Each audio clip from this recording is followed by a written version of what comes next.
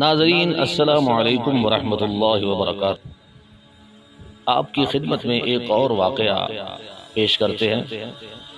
غالباً حضرت عبداللہ بن عمر رضی اللہ عنہ سے روایت ہے کہ ایک صحابی رسول صلی اللہ علیہ وسلم کو کسی شخص نے ایک بکرے کی سری بطور ہدیہ بھیجی۔ فقر و فاقہ کا دور تھا، بکرے کی سری کا مل جانا بھی بہت بڑی بات تھی۔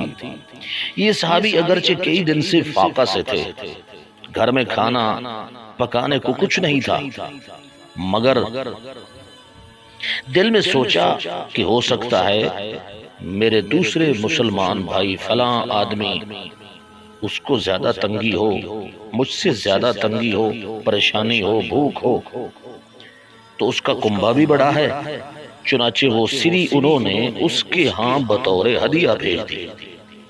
ان کو ایک تیسرے شخص کے متعلق بھی آگے یہی خیال ہوا کہ وہ زیادہ حقدار ہے، میری خیر ہے، میرا دوسرا بھائی اس کو استعمال کر لے۔ انہوں نے اس کے پاس بھیج دی اور اسی طرح وہ سری مختلف گھروں کا چکر کاٹتی رہی اور تقریباً 7 گھروں میں پھر کر وہ سری سب سے پہلے صحابی کے گھر میں دوبارہ لوٹ آئی۔ سامعین اندازہ لگائیے، یہ ہوتا ہے احساس، یہ ہوتی ہے ہمدردی اور محبت، یہ اسلام سکھاتا ہے۔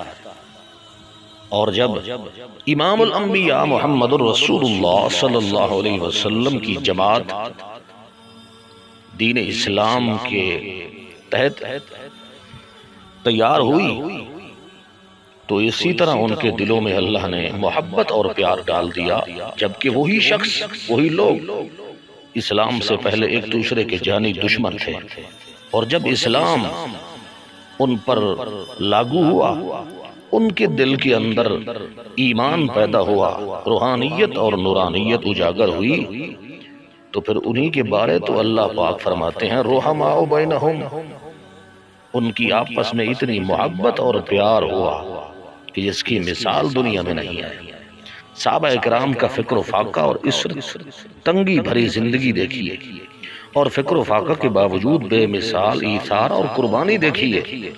دعا ہے اللہ رب العزت ہمیں بھی اسی طرز پر عمل پیرا ہو کے چلنے کی توفیق عطا فرمائے اور خاتمہ ایمان نصیب فرمائے۔ سامعین انتظار رکھیے گا، ملتے ہیں اگلی ویڈیو میں، تب تک کے لیے السلام علیکم ورحمۃ اللہ وبرکاتہ۔